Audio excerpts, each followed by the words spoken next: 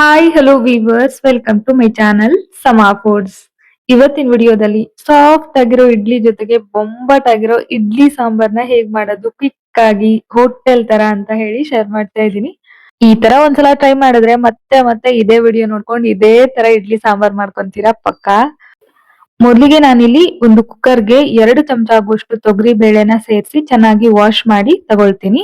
ಇಷ್ಟೇನಾ ತೊಗರಿ ಬೇಳೆ ಅಂತ ಅಂದ್ರೆ ನಾವಿನ್ನು ಮಸಾಲೆ ರುಬ್ಬಿ ಹಾಕ್ಬೇಕು, ತುಂಬಾ ಗಟ್ಟಿ ಆಗತ್ತೆ. ಮತ್ತೆ ನಾನು ಕಮ್ಮಿ ಕ್ವಾಂಟಿಟಿಯಲ್ಲಿ ಮಾಡ್ತಾ ಇದ್ದೀನಿ, ಹಾಗಾಗಿ 2 ಚಮಚ ಸಾಕು. ಇದಾದ ನಂತರ 2 ಹುಳಿ ಟೊಮ್ಯಾಟೊ, 1 ಮೀಡಿಯಂ ಸೈಜ್ ಈರುಳ್ಳಿ, ಬೇಯೋದಕ್ಕೆ ಬೇಕಾದಷ್ಟು ನೀರು, ಸ್ವಲ್ಪ ಅರಿಶಿನದ ಪುಡಿನ ಸೇರಿಸ್ತಾ ಇದ್ದೀನಿ. ಜೊತೆಗೆ 1 ಚಮಚ ಕುಕಿಂಗ್ ಆಯಿಲ್. ಕುಕಿಂಗ್ ಆಯಿಲ್ ಸೇರಿಸೋದ್ರಿಂದ ಉಕ್ಕದಿಲ್ಲ ಮತ್ತೆ ಬೇಗ ಚೆನ್ನಾಗಿ ಬೇಯುತ್ತೆ. ಕುಕ್ಕರ್ ಲಿಡ್ನ ಕ್ಲೋಸ್ ಮಾಡಿ ಸಾಫ್ಟ್ ಆಗಿ ಬೇಯಿಸ್ಕೊಳ್ತೀನಿ. ಈ ಈರುಳ್ಳಿ ಟೊಮ್ಯಾಟೊ ಹಾಕದ್ನಲ್ಲ, ಅದೇ ಜಾಗದಲ್ಲಿ ನಿಮ್ಗೆ ಇಷ್ಟ ಆಗೋ ಬೇರೆ ಬೇರೆ ತರಕಾರಿಗಳನ್ನ ಕೂಡ ಹಾಕಿ ಈ ಸಾಂಬಾರ್ನ ಮಾಡ್ಕೊಳ್ಬಹುದು. ನಾನು ಇಲ್ಲಿ ಸಿಂಪಲ್ ಆಗಿ ಮಾಡಿದ್ದೀನಿ. ನಾನಿಲ್ಲಿ ಅನ್ಪಾಲಿಶ್ಡ್ ತೊಗರಿ ಬೇಳೆನ ಬಳಸಿದ್ದೀನಿ, ಹಾಗಾಗಿ ಬರೀ 2 ಚಮಚ ತೊಗರಿ ಬೇಳೆಗೆ ತುಂಬಾ ಆಗ್ಬಿಡತ್ತೆ.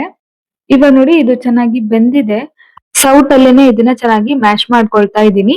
ಈರುಳ್ಳಿ, ಟೊಮ್ಯಾಟೊ, ಬೇಳೆ ಯಾವ್ದು ಕೂಡ ಗೊತ್ತಾಗ್ಬಾರ್ದು. ಚೆನ್ನಾಗಿ ಇದನ್ನ ಮ್ಯಾಶ್ ಮಾಡಿ ತೆಗ್ದಿಟ್ಕೊಂಡ್ಬಿಡಿ. ಎಷ್ಟು ನೈಸ್ ಆಗಿ ಮ್ಯಾಶ್ ಮಾಡ್ತೀವೋ ಅಷ್ಟು ಚೆನ್ನಾಗಿರುತ್ತೆ. ಇದಾದ ನಂತರ ಒಂದು ಪ್ಯಾನ್ ಇಟ್ಕೊಂಡಿದ್ದೀನಿ. ಇದಕ್ಕೆ ಒಂದ್ ಚಮಚ ಅಡುಗೆ ಎಣ್ಣೆ, ಹಾಗೆ 1 ಚಮಚ ಉದ್ದಿನ ಬೇಳೆ. ಉದ್ದಿನ ಬೇಳೆನ ಸ್ವಲ್ಪ ಕಲರ್ ಚೇಂಜ್ ಆಗೋವರೆಗೂ ಕಡಿಮೆ ಉರಿನಲ್ಲಿ ಬಾಡಿಸ್ಕೊಳ್ಳಿ. ಉದ್ದಿನ ಬೇಳೆನ ಬಾಡಿಸ್ಕೊಂಡಿದ್ದಾದ ನಂತರ 1 ಚಮಚ ಧನಿಯಾ, ಅರ್ಧ 1 ಚಮಚ ಜೀರಿಗೆ, ಸ್ವಲ್ಪನೇ ಸ್ವಲ್ಪ ಮೆಂತ್ಯ ಕಾಳು, ಜೊತೆಗೆ 1-1.5 ಇಂಚ್ ಆಗುವಷ್ಟು ಚಕ್ಕೆ.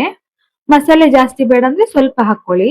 1 ಕಡ್ಡಿ ಕರಿಬೇವು, ಖಾರಕ್ಕೆ ತಕ್ಕಂತೆ ಒಣಮೆಣಸಿನ್ಕಾಯಿನ ತಗೊಂಡಿದ್ದೀನಿ. ಒಣಮೆಣಸಿನ್ಕಾಯಿ ಬದಲಾಗಿ ಖಾರದ ಪುಡಿ ಸಹ ಬಳಸ್ಬೋದು, ಬಟ್ ಮೆಣಸಿನ್ಕಾಯಿ ಹಾಕಿದ್ರೆ ಚೆನ್ನಾಗಿರತ್ತೆ.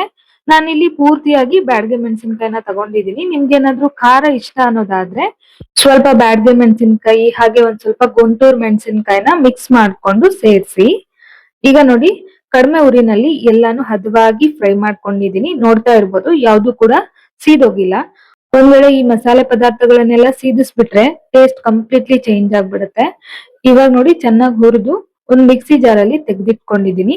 ಈಗ ಇದಕ್ಕೆ ಒಂದು ಅರ್ಧ 1 ಕಪ್ ಆಗುವಷ್ಟು ಫ್ರೆಶ್ ತೆಂಗಿನಕಾಯಿ ತುರಿನ ಸೇರಿಸ್ತಾ ಇದ್ದೀನಿ. ನಂತರ ಹುಣಸೆ ಹಣ್ಣನ್ನ ನೆನ್ಸಿಟ್ಕೊಂಡಿದ್ದೆ. ಆಲ್ರೆಡಿ 2 ಹುಳಿ ಟೊಮ್ಯಾಟೊ ಹಾಕಿರೋದ್ರಿಂದ ಸ್ವಲ್ಪ ಹುಣಸೆ ಹಣ್ಣು ಸಾಕು. ನಿಮ್ಗೆ ಹುಳಿ ಎಷ್ಟು ಬೇಕು ಅಂತ ನೋಡ್ಕೊಂಡು ಹುಣಸೆ ಹಣ್ಣನ್ನ ಹಾಕೊಳ್ಳಿ. ರುಬ್ಬೋದಕ್ಕೆ ಬೇಕಾದಷ್ಟು ನೀರನ್ನ ಇಟ್ಕೊಂಡಿದೀನಿ. ಮೊದ್ಲಿಗೆ ಇದನ್ನ ಹಾಗೇನೆ ನೀರ್ ಹಾಕದೆ ಗ್ರೈಂಡ್ ಮಾಡ್ಕೊಂಡಿದೀನಿ. ಆನಂತರ ನೀರ್ ಹಾಕಿ ಇದನ್ನ ನೈಸ್ ಆಗಿ ಗ್ರೈಂಡ್ ಮಾಡ್ಬೇಕು. ಮೊದ್ಲೇನೆ ನಾವು ನೀರ್ ಹಾಕ್ಬಿಟ್ರೆ ಒಂದಷ್ಟು ಮಸಾಲೆಗಳು ಹಾಗೆ ಉಳ್ಕೊಂಡ್ಬಿಡತ್ತೆ. ಮೊದ್ಲಿಗೊಂದ್ಸಲ ನೀರ್ ಹಾಕ್ದೇನೆ ಗ್ರೈಂಡ್ ಮಾಡ್ಕೊಂಡು ಆನಂತರ ನೀರ್ ಹಾಕಿ ಮತ್ತೆ ಇದನ್ನ ಎಷ್ಟಾಗುತ್ತೋ ಅಷ್ಟು ನೈಸ್ ಆಗಿ ಗ್ರೈಂಡ್ ಮಾಡ್ಕೊಂಡು ತಗೊಳ್ಳಿ. ಈಗ ಗ್ರೈಂಡ್ ಮಾಡಿ ಇಟ್ಕೊಂಡಿರೋ ಮಸಾಲೆನ ಬೆಂದಿರೋಂತ ಬೇಳೆ ಮತ್ತೆ ಟೊಮ್ಯಾಟೊ ಜೊತೆಗೆ ಸೇರ್ಸಿದೀನಿ. ಕನ್ಸಿಸ್ಟೆನ್ಸಿನ ಅಡ್ಜಸ್ಟ್ ಮಾಡ್ಕೊಂಡು ನೀರನ್ನ ಸಹ ಹಾಕೊಳ್ಳಿ. ಇದು ಕುದಿತಾ ಕುದಿತಾ ಗಟ್ಟಿ ಆಗ್ಬಿಡತ್ತೆ, ಹಾಗಾಗಿ ಸ್ವಲ್ಪ ತೆಳುವಾಗಿನೇ ಮಾಡ್ಕೊಳ್ಳಿ. ಇದು ತುಂಬಾ ಗಟ್ಟಿ ಅನ್ನಿಸ್ತು, ಹಾಗಾಗಿ ಮತ್ತೊಂದ್ ಸ್ವಲ್ಪ ನೀರು, ಒಂಚೂರು ಬೆಲ್ಲ ಹಾಕಿದೀನಿ, ಚೆನ್ನಾಗಿರತ್ತೆ.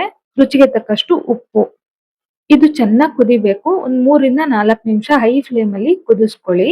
ಇದು ಹೀಗೇನೆ ಕುದಿತಾ ಇರ್ಲಿ. ಒಗ್ಗರಣೆ ಮಾಡ್ಕೊಂಡ್ಬಿಡೋಣ. ಒಗ್ಗರಣೆ ಮಾಡ್ಕೊಳ್ಳೋದಕ್ಕೆ ಒಗ್ಗರಣೆ ಪ್ಯಾನ್ಗೆ 2 ಚಮಚ ಎಣ್ಣೆ. ಎಣ್ಣೆ ಚೆನ್ನಾಗಿ ಬಿಸಿ ಆದ ನಂತರ ಅರ್ಧ 1 ಚಮಚ ಸಾಸಿವೆ, ಅರ್ಧ 1 ಚಮಚ ಜೀರಿಗೆ. ಜೀರಿಗೆ ಸಾಸಿವೆ ಚಿಟಪಟ ಅನ್ನೋವಾಗ ಒಂದ್ 7-8 ಹೆಸರು ಬೆಳ್ಳುಳ್ಳಿನ ಜಜ್ಜಿ ಸೇರ್ಸಿದೀನಿ. ಒಂದ್ ಒಣಮೆಣಸಿನ್ಕಾಯಿ, ಸ್ವಲ್ಪ ಹಿಂಗನ್ನ ಕೂಡ ಹಾಕ್ತಾ ಇದ್ದೀನಿ.